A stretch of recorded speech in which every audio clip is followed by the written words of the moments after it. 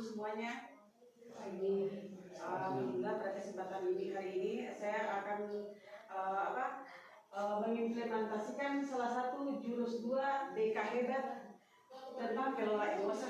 Ya, sebelumnya terima kasih atas kesempatannya Bapak Ibu guru sekalian untuk memberi kesempatan waktunya untuk membantu saya dalam kegiatan ini. Ya.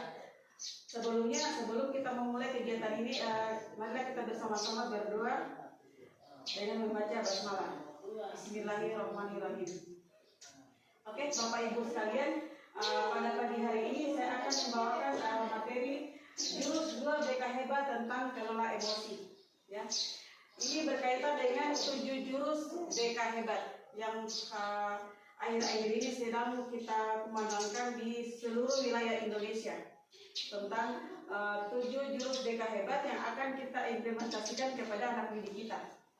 Oke, kita langsung masuk ke materi Bapak Ibu. Dari tujuan dari kegiatan kita pagi hari ini yaitu dengan mengelola emosi, guru mampu mengenali dan mengelola emosi, menyelesaikan masalah siswa dan mengembangkan relasi sosial terhadap peserta didik kita.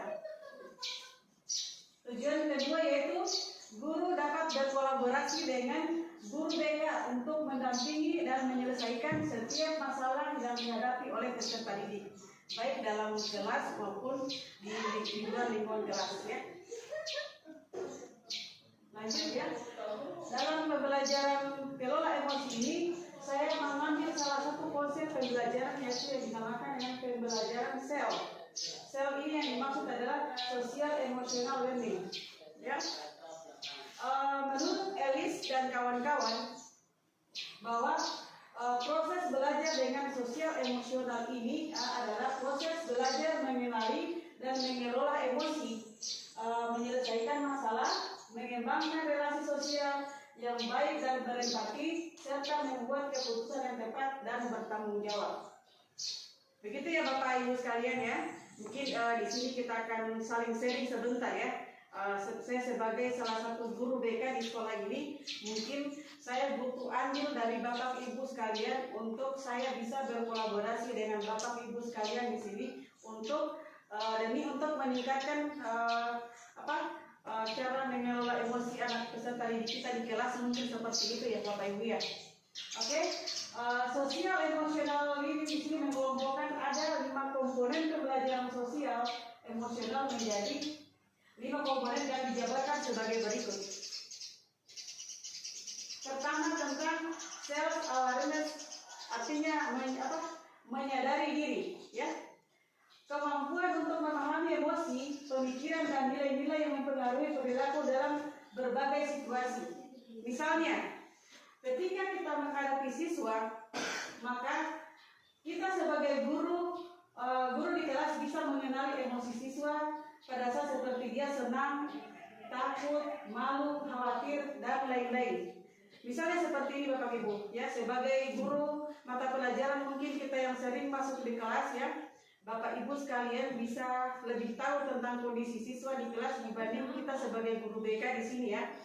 Jadi di sini kita diharapkan bahwa setiap kita masuk di kelas itu untuk membawa mata pelajaran di kelas tersebut ya, sebelumnya kita harus memahami bagaimana kondisi di kelas kita saat itu. Mungkin ada salah satu siswa ada salah satu dari peserta didik kita di situ mungkin dia lagi sedih ya, dia lagi berduka mungkin seperti itu ya. Jadi kan kadang begini Bapak Ibu ya, di kelas itu ada beberapa siswa, mungkin bahkan ada juga mungkin hampir setiap kelas itu pada saat gurunya mengajar ada siswa yang tidak fokus. Begitu Bapak Ibu ya? Ada ya? Jadi di sini pentingnya kita harus mengenali dulu tentang keadaan siswa kita pada saat itu. Biar ketika kita melakukan pembelajaran, siswa tersebut bisa dapat menanggapi apa yang kita sampaikan. Jangan semata-mata kita hanya datang di kelas kita mengajar tanpa kita mengetahui bahwa ada beberapa kondisi siswa dari siswa kita tidak mengalami emosi yang bagus pada saat itu. Mungkin dia lagi berduka mungkin ya. Tapi terkadang kita sebagai guru juga kita kadang tidak mau tahu tentang hal itu, ya. Makanya kita masuk di kelas, kita mengajar, mau dalam keadaan apapun, saya tidak tahu. Nah, itu kan kesalahan kita dari seorang guru. Ya, begitu ya teman-teman ya. Nah, kedua, self management ya, tentang mengelola diri. Kemampuan untuk mengatur emosi, pemikiran, dan perilaku secara efektif pada situasi yang berbeda. Misalnya, ketika kita menghadapi siswa, kita harus tahu caranya untuk menenangkan diri saat marah, takut, atau khawatir. Jadi begini Bapak Ibu sekalian, kita sebagai guru ya, kadang kita juga mungkin ada yang kita bawa emosi kita dari rumah, mungkin ada bermasalah dengan anak, itu akan bisa saja terbawa di ruang kelas. Begitu Bapak Ibu ya, itu bisa saja. Jadi di sini pentingnya kita harus tahu bagaimana kita mengelola diri kita. Kita sebagai guru kita juga harus mampu mengelola emosi kita, ya. Jadi jangan kita dalam pas masuk di kelas itu kita dalam keadaan emosi atau sedih atau marah, yang kadang kita lampiaskan juga kepada peserta didik kita. Itu ya Bapak Ibu sekalian ya. Jadi di sini pentingnya ya, kita juga sebagai guru yang harus mampu mengelola emosi dan mengelola diri kita. Ya. Bisa dipahami ya Bapak Ibu ya sampai di sini ya. Oke, lanjut. Lanjut untuk ketiga tentang ya mengambil keputusan yang bertanggung jawab. Di mana di sini kita membuat pilihan yang tepat dan konstruktif pada situasi tertentu. Dalam hal ini misalnya kita guru dituntut untuk memahami keputusan yang diambil dapat berdampak pada diri kita dan kepada peserta didik kita. Dalam hal ini misalnya begini ya, terkadang ada salah satu siswa kita, apalagi mungkin menjelang ulangan begitu ya, ada siswa kita itu dia tidak bisa belum selesai mengerjakan tugasnya, sementara kita sebagai guru ya kita harus mengeluarkan nilai. Sementara masih ada banyak tugas atau mungkin ulangan yang belum bisa dia selesaikan, ulangan harian misalnya atau tugas PR begitu ya. Nah, terkadang kita langsung mengambil keputusan sendiri, memutuskan sendiri bahwa ketika kamu tidak melakukan ketika kamu tidak mengerjakan tugas ini atau kamu tidak catat materi ini, dipastikan kamu tidak akan saya beri nilai. Terkadang ada guru seperti itu ya. Jadi di sini kita dituntut kita harus bekerja sama dulu dengan siswa yang bermasalah tersebut. Tidak serta-merta kita langsung mengambil keputusan apalagi di depan teman-temannya seperti itu ya. Kamu ini anak nakal ya. Jadi kamu tidak boleh ikut lagi ulangan di mata pelajaran saya. Dan saya pastikan kamu tidak akan mendapat nilai. Ya. Seperti itu Bapak Ibu ya. Lanjut. Tentang keterampilan berelasi ya.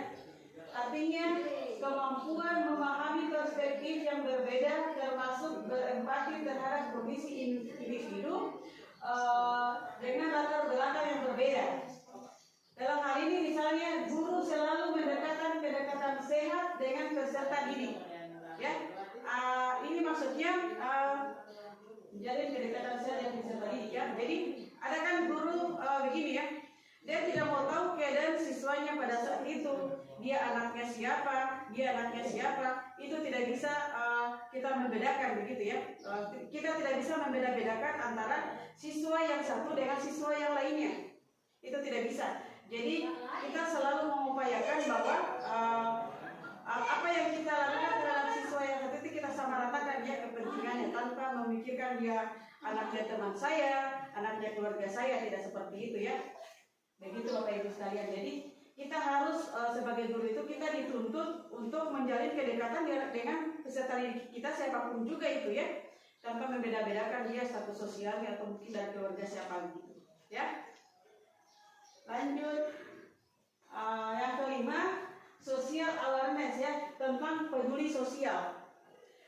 Di sini ya, kemampuan menjalin dan mempertahankan hubungan relasi yang sehat dan efektif dengan individu dari latar belakang yang berbeda-beda. Misalnya ya, di sini kita dituntut guru harus peduli dan bisa mengajar dengan selaras ya, dengan norma tanpa membeda-bedakan siswa peserta didik. Ini ada kaitannya tadi dengan yang poin nomor 4 ya. Jadi di sini kita sebagai guru memang kita dituntut untuk banyak peduli terhadap peserta didik kita. Ya, jadi apa yang dirasakan siswa kita pada saat itu, apa yang jadi permasalahan siswa pada saat itu, kita dituntut untuk lebih banyak peduli terhadap mereka. Karena begini, ketika kita melakukan pembelajaran di kelas, terkadang peserta didik kita itu tidak mau tahu itu, ya tidak mau tahu, tidak mau mengikuti pelajaran itu dengan baik karena dituntut. Mereka merasa bahwa guru yang bersangkutan ini tidak peduli dengan mereka gitu. Jadi bagaimana caranya kita di sini ya dituntut untuk sebagai guru ya atau sebagai pengganti orang tua mereka di sekolah ya, kita dituntut untuk agar kita sebagai guru itu bisa masuk dalam diri mereka gitu, dalam kehidupan mereka. Jadi kita harus sebagai guru menganggap bahwa ya anak peserta didik kita ini sekarang sementara sekolah ini berarti ya mereka sebagai anak kita di situ ya, pengganti dari orang tua mereka. Jadi di situ memang kita harus lebih peduli. Terkadang anak-anak itu jadi nakal, jadi tidak mau mengerti tidak mau ikut dengan aturan di sekolah itu karena kadang mereka merasa oh kok guru saya tidak peduli dengan saya ya. Nah, sementara umpamanya dari rumah saja dia sudah tidak dipedulikan dengan orang tuanya. Dalam hal ini tanda kutip ya, kita lebih fokus kepada anak-anak yang broken home misalnya seperti itu. Mereka itu sama sekali tidak mendapatkan perlakuan atau kepedulian dari orang tua mereka ya. Apalagi mamanya orang tua mereka berpisah, terus bapaknya sudah di mana, ibunya sudah di mana begitu ya. Jadi di situ dia membutuhkan, memang betul-betul membutuhkan kepedulian terhadap gurunya di sekolah ya. Kalau dia berpikiran begini, kalau bukan guru saya di sekolah, siapa lagi yang akan peduli dengan saya? Sementara di rumah saya tidak mendapatkan hal itu. Begitu ya Bapak Ibu sekalian ya. Oke, lanjut. Mengapa guru memerlukan pembelajaran sosial emosional? Ya, di sini ya, Nafik, Grace dan Elias tahun 2020 menjelaskan bahwa ada 3 hal yang perlu diingat oleh guru sebagai pendidik dan agen perubahan. Ya, ketiga hal tersebut dijabarkan sebagai berikut. Ya, 1 tentang kepedulian. Ya, sebagai dasar pembelajaran. Selama pembelajaran dan pelaksanaan pelayanan BK, hubungan antara murid dan guru adalah hal yang penting ya. Hubungan ini akan membuat murid bisa mengeksplorasi, berani bertanya, mengungkapkan pendapat, bahkan mengekspresikan dirinya ya. Ya, kepedulian ya. Lagi-lagi kepedulian. Siswa itu sebenarnya ya, peserta didik kita itu hanya butuh di sekolah ini mereka dipedulikan ya. Ketika mamanya kita sebagai guru lebih banyak mempedulikan kita punya siswa, percaya deh Bapak Ibu sekalian bahwa siswa kita itu tidak akan ada yang bandel, tidak akan ada yang tidak menurut dengan aturan di sekolah.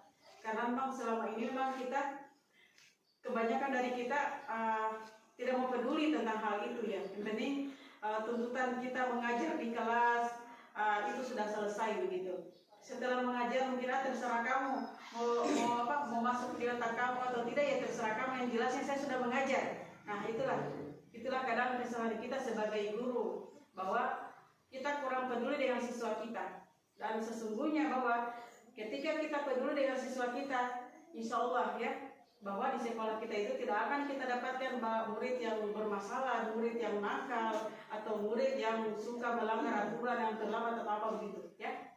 Gitu Bapak Ibu sekalian, mungkin setelah materi ini mungkin kita bisa akan terapkan nanti bahwa ternyata memang kita harus lebih peduli sama peserta didik kita. Karena begini Bapak Ibu sekalian, ketika kita berada di rumah pun sama anak-anak kita, ketika kita tidak peduli sama anak-anak kita itu, anak-anak kita itu akan memperlihatkan hal-hal yang seperti yang dilakukan di sekolah siswa kita begitu, kayak nakal mungkin begitu ya, atau keras kepala. Kita suruh mereka mungkin mereka tidak mau mendengar. Itu bentuk penolakan bagi mereka bahwa inilah efeknya ketika Bapak dan Ibu tidak peduli dengan saya. Begitu juga dengan siswa kita.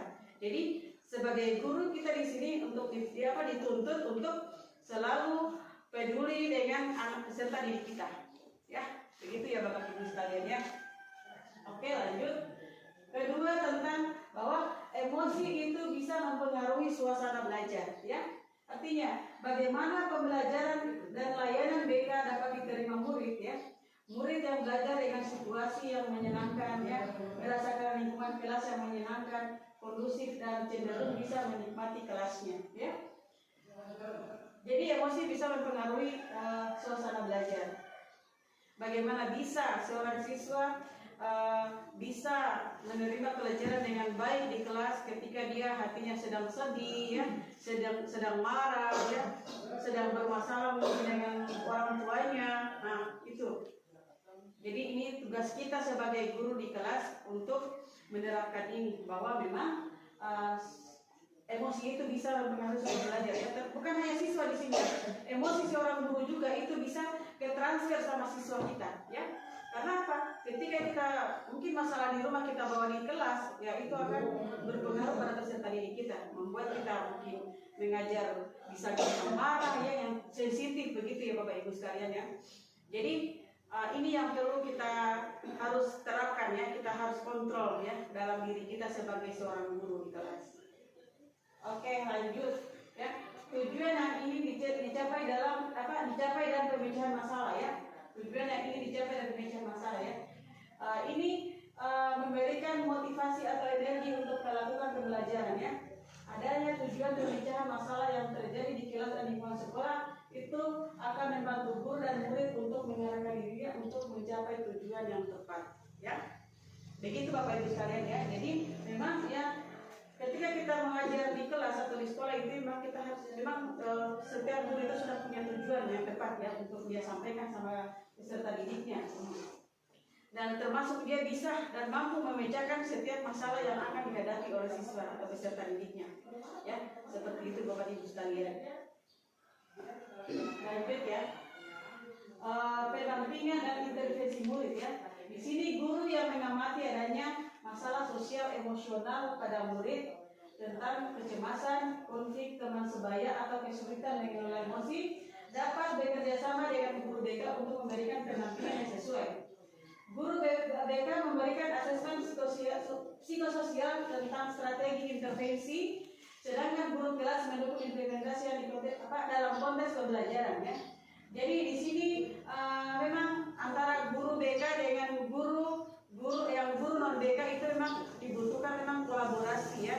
Jadi kita sebagai guru BK mungkin rasa-rasanya kita tidak akan mampu mengontrol sebegitu banyaknya siswa di sekolah itu ya.